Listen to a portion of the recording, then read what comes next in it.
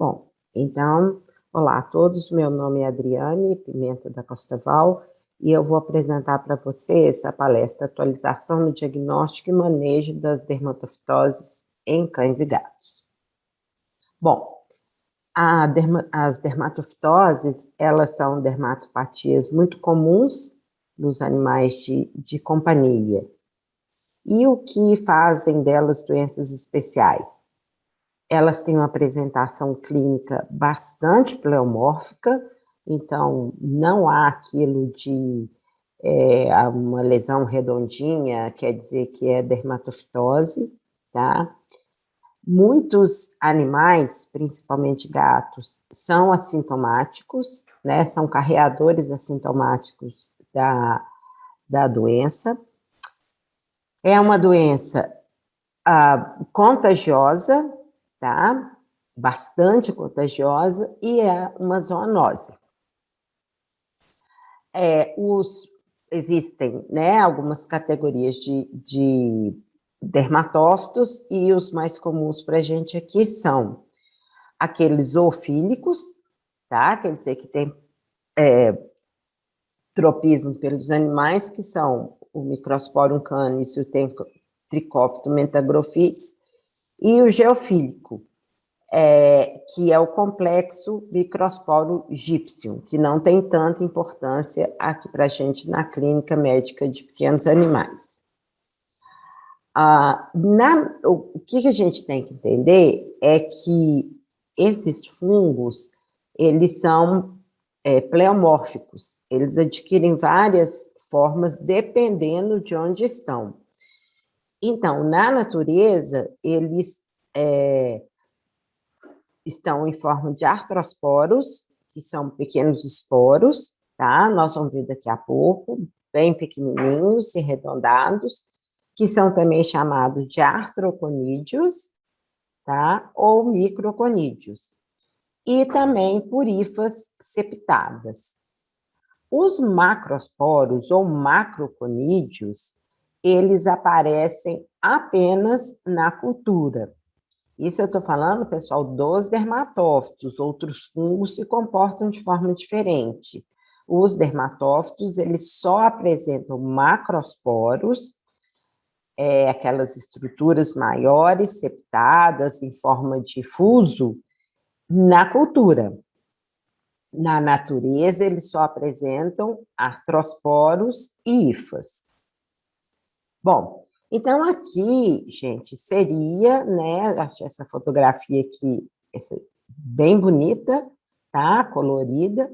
Essas estruturas filamentosas aqui são as hifas, enquanto essas outras estruturas menores, a gente as vê arredondada, né, no microscópio comum. Essas estruturas são os microconídeos ou artroconídeos, tá? Mais de perto aqui, ó, as hifas, né? E os pequenos conídeos aqui, tá? Aqui seria um Microsporum canis, né? É o seu macroconídeo. Então, lembrando que o macroconídeo a gente só vê depois da cultura fúngica. E aqui também as hifas, tá? Bom, a real prevalência das dermatofitoses é difícil de identificar, porque são várias metodologias diferentes que existem nos vários trabalhos científicos, tá? O que a gente observa são tendências. Por exemplo, a gente consegue isolá-los mais facilmente de animais sintomáticos do que de assintomáticos, são mais frequentes em animais alojados em grupo, em gatos de vida livre, em locais mais quentes do globo, tá? Então, esses fungos, eles gostam mais de lugares quentinhos, né? Também é mais visto em animais com afecções imunossupressoras, como, por exemplo, FIV, FeLV e leishmaniose. Porém, gente, ser soro positivo não aumenta o risco de ter dermatofitose. Isso tem que ficar bem claro. Ser doente dessas doenças aqui é que aumenta o risco, tá? Nós podemos citar ainda erliquiose e hiperadrenocorticismo. Existem algumas raças, né, quando a gente visita a literatura, que apresentam mais predisposição. São gatos persas e cães Yorkshire, tá? Sendo que muitas vezes no Yorkshire a gente vê doenças subcutâneas, tá? E também no caso do complexo microsporo egípcio, a gente observa a maior frequência em cães de caça e de trabalho, né? Como ele é um fungo geofílico, a gente observa mais nesses animais que têm mais contato com a terra. Bom, então como que acontece a infecção? Como eu falei com vocês, aquele artrosporo, aquela parte pequenininha, arredondada, que é a forma infectante. E ela é transmitida de um animal para outro ou do animal para um humano por contato direto ou fomites, tá? Então, uma escova. Escovou o animal com dermatofitose, ao escovar o outro, aquela forma infectante vai ser passada para frente. Porém, pessoal, é necessário que tenha um microtrauma na pele para que haja infecção, tá? Não só o contato é necessário, é preciso que tenha o contato e a presença do microtrauma, tá? Então, animais que coçam muito, animais que têm o pelo muito úmido, né? Vamos dizer assim, a pele muito úmida, locais muito úmidos, ou a presença de ectoparasitas que possibilitam o prurido, tá? Essas condições aqui, elas levam ao microtrauma e, consequentemente, maior facilidade da instalação da doença da dermatofitose, tá? Como que aparece o estágio da infecção? Né? Primeiro, aderência do artrosporo ao corneócito. Acontece de 2 a 6 horas após a infecção e é mediado por adesinas, que são expressas na superfície do artroconídeo, tá? Depois, em 24 horas após a infecção, tubos germinativos emergem do artroconídeo, penetrando no espaço córneo, tá? E depois, deixa eu me tirar daqui, ó, tá? A gente vai ter invasão das estruturas queratinizadas. As hifas invadem o extrato córneo, crescendo em múltiplas direções. E tem a formação dos artroconídeos, né? E volta para cá, o ciclo completo está feito então, né? Bom, aqui então, ó, esse desenho é bastante interessante, né? Em que a gente vê o crescimento das hifas em várias direções, né? E os artroconídeos, tá? Invadindo, né, os queratinócitos, tá? E os pelos. A resposta imune, pessoal, existe tanto moral quanto celular, mas elas não são protetoras para reinfecção, ok? Bom, diante do exposto, né, os sinais clínicos. Conforme eu falei, é uma doença pleomórfica.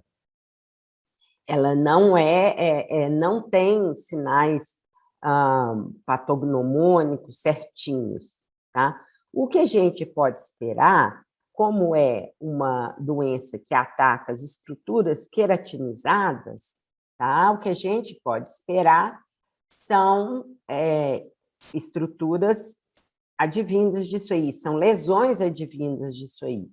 Então, a gente tem perda de pelos, pápulas, descamação, crosta, eritema, hiperpigmentação e, em alguns casos, principalmente em cães, alteração no crescimento das unhas. São lesões assimétricas, via de regra não pruriginosas, mas quando o prurido está presente, ele é bastante discreto, tá? As variações na apresentação clínica dependem de resposta imune do hospedeiro e resposta à inflamação, né? E conforme eu falei, em mais imunodeprimidos, doenças comitantes ou estressantes, tá? Ou animais submetidos a estresse, são mais propensos à apresentação clínica da doença, tá? Então, aqui, ó, a gente observa essa lesão, né, sem forma definida, tá? Na cabecinha de um filhotinho e pequenas crostas aqui, né? Mais uma lesãozinha aqui, ó, e pequenas outras pontuais, tá? E, né, alguém segurando aqui com a mão sem luvas, tá? O que é uma coisa de louco, porque isso é uma isso é uma zoonose, né? Mais lesões pleomórficas aqui, ó, no mesmo animalzinho, tá? Ainda no mesmo animal, ó, lesões circulares, mais uma aqui, né? Então, ele, né, como um todo, tá? Uma lesão bastante crostosa, também aqui num cãozinho poodle, tá? Uma lesão, posso dizer, arredondada, com um pouquinho de eritema e bastante crosta. Aqui, esse caso era um caso bastante grave, né, em que a gente via perda total dos pelos, descamação severa e inflamação gravíssima, tá? Deformidade das unhas, né? Então, aqui, ó, um edema intenso, tá? Descamação, né? Perda de pelo. Uma outra apresentação que a gente observa em cães são os quérions, é a formação do nódulo inflamatório bastante, ela é bastante rápida, esse nódulo ele é bastante rápido, crescimento bem, assim, agudo. Então, a gente observa perda de pelo, eritema intenso e essa formação nodular, tá? Aqui são vários nódulos, né? Vários quérions. No gato, a apresentação já é um pouquinho diferente. A característica principal é a dermatite miliar, que são pequenas crostas bastante aderidas ao pelo, né? Tá? Então, aqui a gente observa esse gatinho aqui, ó, perda de pelo, tá? Aqui no focinho, né? E aqui também no focinho. Essa foto me foi cedida pela doutora Marina Moller, tá? Um filhotinho também com perda de pelo, né, aqui na pálpebra, tá? E uma lesãozinha aqui no focinho. Foto da doutora Tatiana dos Anjos, né? Também a Tati me cedeu essa foto, em que a gente observa áreas de perda de pelo irregulares, tá? No dorsinho do animal e aqui também na cauda. Opa. Essa aqui é a Sandy, essa época tinha acabado de ter filhote, tá? E a gente observa uma lesão única, bastante inflamatória, com bastante crostas, tá? Aqui é uma lesão arredondada, tá? Que é aquela mesma lesão que os pelinhos foram cortados, tá? Bom, diante disso, né, dessas lesões pleomórficas, vem a pergunta: qual teste é melhor, né? Quais os testes são melhores? Como eu faço o diagnóstico? E aí, pessoal, que a gente entra nessa seara do diagnóstico da dermatofitose, a gente tem que discutir um pouco sobre isso, porque não há padrão ouro. Por muito tempo, a cultura foi utilizada como padrão ouro, tá? Mas isso caiu por terra há um tempo atrás, tá? O que a gente tem que pensar? Qual será o teste que determinará a presença da infecção ativa? Se o animal está com infecção ativa, eu tenho que tomar uma decisão, né? Quanto ao tratamento que eu vou usar, qual a quarentena, né? Se ele vai ficar em quarentena ou não. E quais testes determinarão a ausência da infecção ativa, tá? Então, isso vai determinar o que eu tenho que decidir quanto ao risco de infecção ou de cura, tá? Então, vamos falar um pouquinho dos testes. Começar falando da lâmpada de Wood ou fluorescência, né? Então, a lâmpada de Wood, ela é um teste point of care, que a gente faz com o animal ainda dentro do consultório, tá? Ela é muito interessante, né? Porque daqui a pouco nós vamos ver uma fotinho dela, mas são ondas curtas, né? Que é emitida pela lâmina, tá?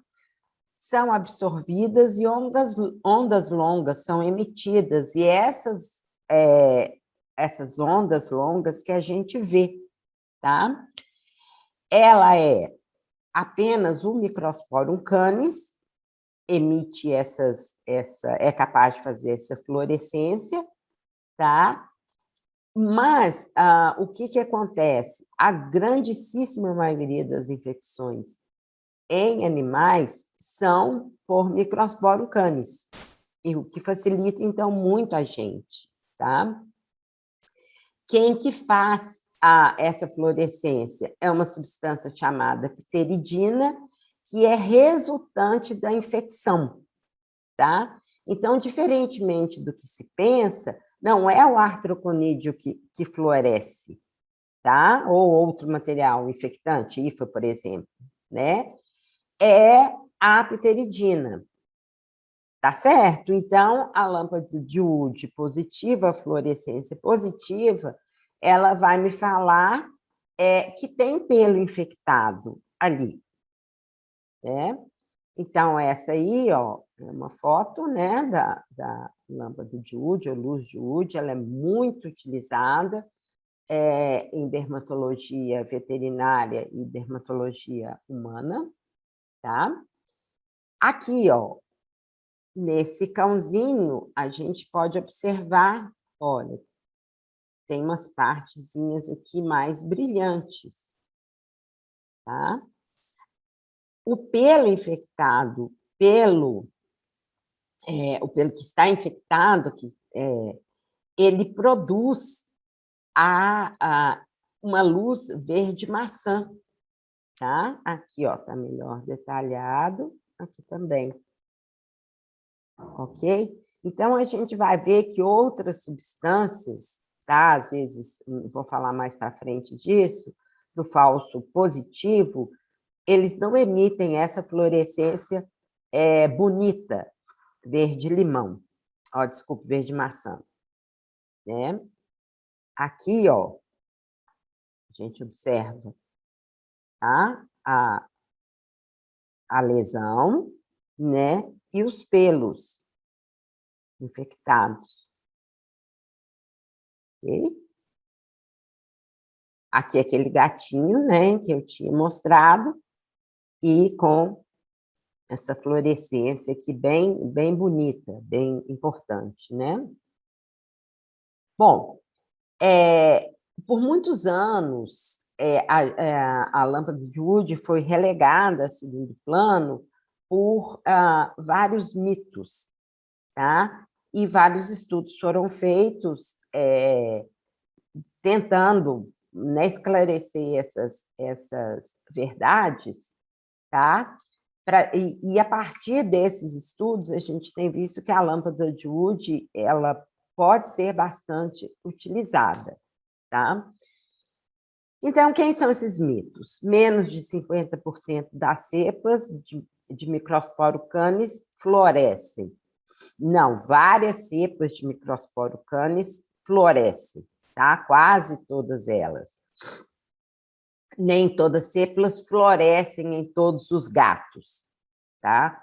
Não, isso também não é verdade, tá? A maioria das cepas florescem na maioria dos gatos. A falsa fluorescência ocorre muitas vezes, tá? Se a gente souber ver direitinho qual que é aquela fluorescência verde maçã, a gente vai ver que não ocorre muitas vezes, tá? Como eu disse, às vezes material biológico, né? Eles não têm, eles florescem, mas às vezes uma fluorescência mais alaranjada ou verde pálida. Eles não têm aquela fluorescência verde maçã. E nem todos os pelos que florescem são positivos à cultura, tá? Então, a gente tem que pega aquele pelo, né, ou em volta daqueles pelinhos que estão florescendo, e certamente a cultura vai dar resultado positivo, desde que a gente faça também direitinho, tá? Outro aparelho é o dermoscópio, tá? Que ele é pouco utilizado também, mas ele também é uma situação, ele pode ser usado point of care, a gente faz ali com o paciente ainda em cima da mesa, tá? É uma lupa em que a gente vai ver, tá? Os pelos infectados, eles são mais grossinhos, tá? São quebradiços, né? Opacos, e eles assumem essa forma de vírgula aqui, ó. Tá? Então, essa vírgula aqui também forçada amizade, mas dá para a gente ver, né? Eles são mais grossos, e além de a gente ver aqui também muitas crostas. Aqui, ó, várias outras fotos, né? Que a gente observa os pelos grossos, quebradiços, tá? Aqui nesses, ó, sem, né, em forma de vírgula, tá? Esses aqui também. E aqui nessa foto a gente observa a oclusão dos poros cutâneos, né? E os pelos quebradiços, tá? Bom, outro que a gente pode fazer é o exame direto do pelo, né? Também a gente pode fazer no consultório, tá? A gente identifica a presença daqueles artroconídeos, né? E para obter esse material, a gente pode arrancar os pelos, né? Ou raspado suavemente, sempre da borda da lesão, porque lembrando que essa infecção, o crescimento é de dentro para fora, tá? Existem várias formas da gente examinar esse pelinho, né, arrancado ali no consultório. Podemos colocar só em lâmina, óleo mineral, coloca a lâmina, coloca óleo mineral, põe a lamínula, tá? E é muito rápido da gente fazer, tá? Só que ele tem um pouquinho menor de sensibilidade, um pouquinho menos de sensibilidade, quando comparado aos outros. Quando a gente faz aqui, por exemplo, a montagem em lâmina com KOH. Nós temos que esperar 10 a 20 minutos de clareamento, e tomar cuidado, porque o KOH ele é cáustico, pode prejudicar as lentes do microscópio. E podemos ainda colocar com azul de lactofenol ou, lactofenol azul de algodão ou azul da China, que são métodos bastante rápidos, tá? Então, olha só, esse aqui é um clareado com KOH, em que a gente observa os pequenos conídeos, estão vendo? Tá? E a gente vê aquela perda de forma do pelo, tá? Aqui, né, um pelo cheio de microconídeos em volta. Esse aqui foi feito com o azul de lactofenol. Aqui, a borda de um pelo, a raiz de um pelo, desculpe, com várias hifas e artroconídeos. Então, pessoal, vocês estão vendo que esses exames eles podem dar negativo, né? Então, o diagnóstico, conforme eu disse, é um quebra-cabeça, a gente tem que ir montando aos pouquinhos. Então, voltando às culturas, como eu disse, antigamente achavam que era padrão ouro, mas hoje em dia a gente sabe que não é, tá? E a cultura, ela detecta presença ou ausência dos esporos no material. Isso é importante quando a gente for principalmente tratar de animal assintomático, tá? Os meios de cultura são vários, pode ser Micosel, Saburô, mas o que é mais indicado é o DTM, é o Dermatophyte Test Medium. É aquele amarelinho, né, que muda de cor pela mudança de pH, tá? Antes do crescimento da colônia, tá?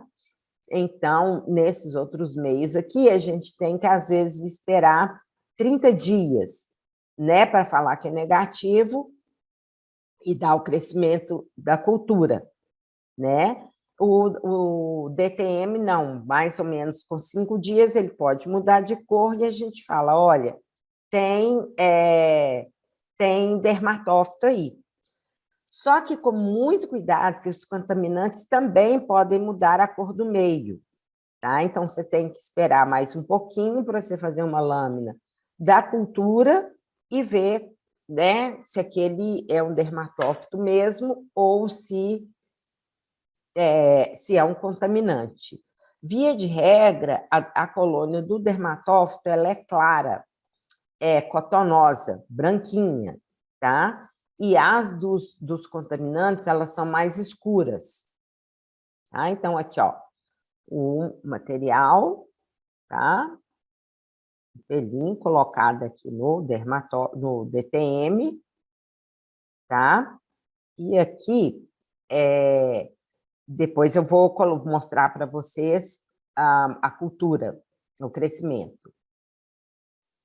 Há uma influência muito grande, pessoal, na forma de material, na forma de colheita do material. Atualmente tem-se usado muito uma técnica mais antiga que chama técnica de Mackenzie, né? Consiste da gente pegar uma escovinha de dentes, tá? Nova, viu, gente? Compra uma dessas, uma mais barata, né? Escova, tá? 2 a 3 minutos ou até que as cerdas estejam cheias de pelo, tá? Muita gente faz ainda com um quadradinho de carpete higienizado, tá? Mas tem o trabalho de se cortar o carpete, levar para higienização, para o autoclave, tá? A escovinha de dente ela já vem limpinha. De qualquer maneira, você tem que esfregar de 2 a 3 minutos ou até estar cheio de pelo. E comprimir contra o meio de cultura, tá? Aperta aquelas cerdas contra o meio de cultura. Assim, a gente garante que vão ter cerdas, né, vão ter pelos infectados ali, e que também não vem sangue, porque às vezes quando a gente faz o raspado, pode ser que venha sangue no meio para o meio de cultura, isso pode atrapalhar o crescimento do fungo. A gente pode também fazer o arrancamento, tá? Da margem da lesão e coloca o material no meio de cultura. Fita adesiva não é muito utilizado, eu não gosto, comprime contra a lesão e depois comprime contra o meio de cultura. Tá? O PCR também está começando a ser utilizado, identifica o material genético do dermatófito. Tá? E um PCR positivo identifica uma infecção ativa, tá? Identifica se o animal é carreador do fungo, mas ele também identifica o material fúngico inviável, né? Então, a gente tem que considerar isso, né, quando for levar o PCR em conta para o monitoramento da infecção.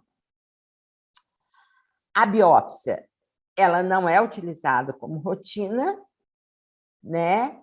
E, geralmente, ela faz o diagnóstico da afecção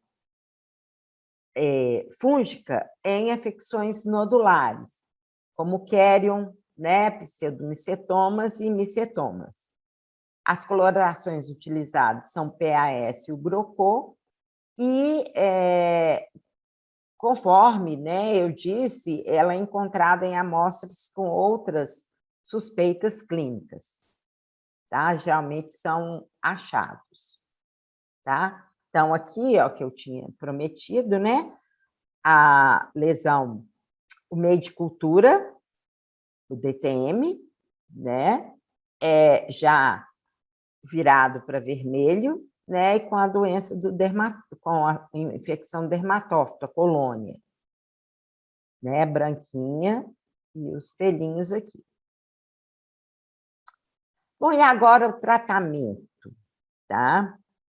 O tratamento, pessoal, ele também é multimodal. Não basta que a gente simplesmente dê medicamento por via oral para os animais, tá? A gente tem que levar em conta o tratamento tópico, o tratamento sistêmico e controle ambiental, né? Então, o tratamento tópico, ele diminui os riscos de transmissão e contaminação do ambiente, tá? E ele deve ser feito com banhos. Então, shampoos de clorexidina e miconazol. Então, os estudos têm mostrado que os dois componentes juntos têm um resultado melhor do que os separados, tá? Ou shampoo de cetoconazol, desculpa, falta um Lzinho aqui, tá? De qualquer maneira, os banhos têm que ser dados 2 vezes por semana.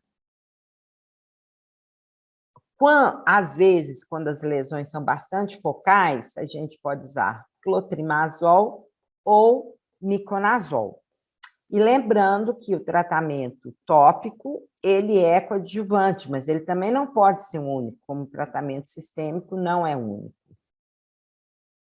O tratamento sistêmico, ele visa aquela infecção ativa no animal, né? Aquele pelinho infectado, os corneócitos infectados. Então, vocês estão entendendo que o objetivo o objetivo dos tratamentos são diferentes, por isso eles são complementares, né? Então, eu coloquei tanto no tratamento tópico quanto aqui no sistêmico, eu dei atenção às drogas mais efetivas e às que existem aqui no Brasil, porque muita da literatura ela é norte-americana e existem drogas que não são vendidas aqui no Brasil, tá? O itraconazol, a gente tem que dar depois da alimentação, que ele é melhor absorvido, 5 a 10 miligramas por quilo, tá? A cada 12 ou 24 horas. Eu prefiro dar a cada 24 horas. Terbinafina, 30 a 40 miligramas por quilo, a cada 24 horas também, por dia. Outras drogas, né, que existem no Brasil. Griselfulvina é efetiva, mas apresenta muitos efeitos colaterais, principalmente em gatos. Cetoconazol é menos efetiva e apresenta alguns efeitos colaterais, e o fluconazol tem se mostrado pouco efetivo. As vacinas que vira e mexe aparecem no mercado, né? Desaparece por uns 5, 7 anos, aí volta. Aí desaparece e volta. Não protegem da infecção, mas elas podem ser utilizadas como terapia auxiliar. E aí vem a grande questão: quando que eu interrompo o tratamento, né? Antigamente a gente pensava assim, não, você vai tratar até 2 culturas negativas intervalados de 15 dias, tá? E hoje em dia a gente observa que não é bem assim, tá? O tratamento ele deve durar o tanto quanto for necessário, mas deve durar também o mínimo possível, né? Então a gente trata por 3 a 4 semanas, né? Se o animal estiver saudável, os tratamentos tópicos estiverem sendo, o tratamento tópico, sistêmico e ambiental tiverem sido bem feitos, só uma cultura negativa é necessária, tá? Uma coisa também que a gente tem que prestar bastante atenção é na desinfecção ambiental, porque ela minimiza o risco de infecção para as pessoas e outros animais e minimiza o risco de ter pelos como fontes carreadores que possam complicar o monitoramento da doença e a transmissão, né, para outras pessoas e animais. Agentes, tá? A boa e velha água oxigenada, tá? Peróxido de hidrogênio acelerado, tá? Que não precisa diluir, e até mesmo desinfetantes comuns. O que é importante ressaltar aqui? Que primeiro nós temos que limpar o ambiente até que toda sujeira visível tenha sido eliminada, tá? Então, varre, né, limpa a sujeira e depois aplica o hipoclorito diluído, o peróxido, que não precisa de diluir, e os infectantes comuns, tá? Então, lembrando aqui que os desinfetantes comuns precisam de 10 minutos de contato, né, com o chão para agir, né? Então, aquele que eu falei, que tem que varrer, limpar com sabão comum e depois aplica aqueles desinfetantes. Roupas, tá? 2 ciclos grandes da máquina de lavar roupa, não precisa de ser com água quente, a água fria mesmo dá conta, tá? Tapetes, usar shampoo de tapete normal ou extração por água quente, que muitas firmas de limpeza fazem, tá? Passa uma maquininha de água quente no tapete. Pisos de madeira, a gente pode usar um limpador de pisos comuns, né? Estratégias para evitar a contaminação do ambiente, tá? A tosa, né, é bastante controversa, né, mas atualmente recomenda-se que se faça sim a tosa, com bastante cuidado, é claro, né, vendo se o animal admite ser tosado, se ele não vai ser sujeito a um estresse muito grande para fazer a tosa. Mas, de qualquer maneira, diminui a infecção para outras partes do corpo e para o ambiente, tá? Mas só tosar não vai evitar que a gente tenha que usar o tratamento tópico. Além da tosa, a gente pode confinar o animalzinho em uma área de fácil limpeza e limpeza regular do ambiente. Bom, então, como consideração, eu tenho que repetir que a zoonose é uma doença tratável e curável, a dermatofitose é uma zoonose que é tratável e curável em humanos, tá? O problema são em humanos imunocomprometidos e que vai ter o tratamento mais longo, tá? E a real taxa de transmissão de pets para humanos é desconhecida, tá? Então, aqui a literatura que eu usei para fazer essa palestra para vocês, tá? Também essas aqui. E eu agradeço a atenção de vocês, e aí está o meu e-mail, e qualquer coisa eu estou às ordens para resolver dúvidas. Muito obrigada e bom dia a todos.